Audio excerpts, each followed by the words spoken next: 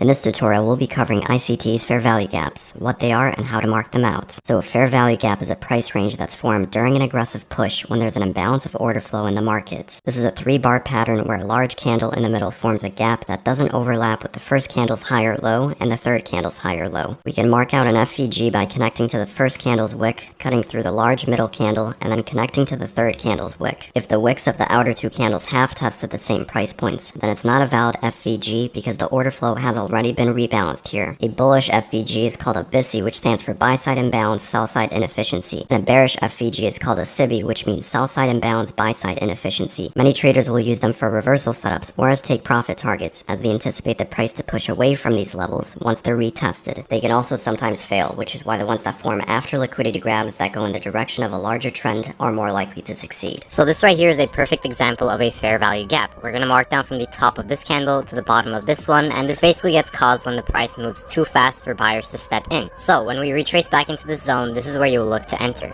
Price gets into the zone, perfectly bounces. So what you're going to do is once we get a dip into that zone, you're going to take your entry. You're going to place your stop loss a little bit below. There's two ways you can do it, either right below the candle, or if you want to be a little bit riskier, you can give yourself more room down to this previous candle right here. Now for your target, you're going to place it at the previous high, which is right here, and then after that you can place it at the other highs coming into that. When you play it out, breaks that first target. If you guys want to zoom out and look for more targets, these are the next targets coming up on these ranges, and those are the ones that you can use to trade for next. So let's take a look what happens after that. So here we see breaks the first one, breaks the second one, and still keeps continuing just from that fair value gap bounce right there. Here's a strategy using fair value gaps that you need to know. First, go to TradingView and search for Smart Money Concepts and click the first one by Lux Algo. Go to the settings and enable the fair value gaps, turn off the auto threshold, and then just extend it by 5 bars. Now you'll see the fair value gaps are automatically plotted on your chart with these green and red boxes. Strategy is simple. You're gonna first wait for a bullish change of character, enter at the midline of a bullish fair value gap, and then exit at a red order block above, depending on your risk to reward ratio.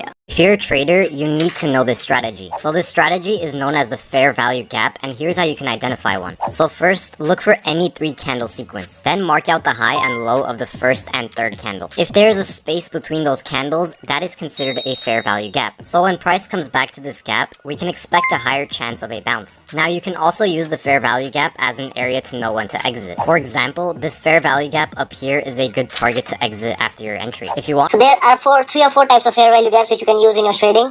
The first one is this normal fair value gap, which only occurs when there is a market structure shift, and then you have to look for a gap which is in a premium zone.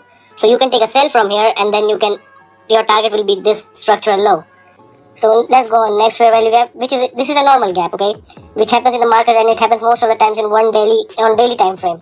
So it will leave a big gap. So what will happen is then on next day or day after tomorrow, it will go and fill the whole damn gap, and then it will go down. This one, see, it tapped once, but it didn't tap till the half of the way of this fair value gap. It just, from a pinpoint, it taps and just shorts to the upside, right? But for the next time when it came down, it came till the halfway of this fair value gap. So this what happens, like this type of fair value gaps are also considerable. This liquidity void. Liquidity void is a big fair value gaps which you can see in your market during news or something like equities open in indices.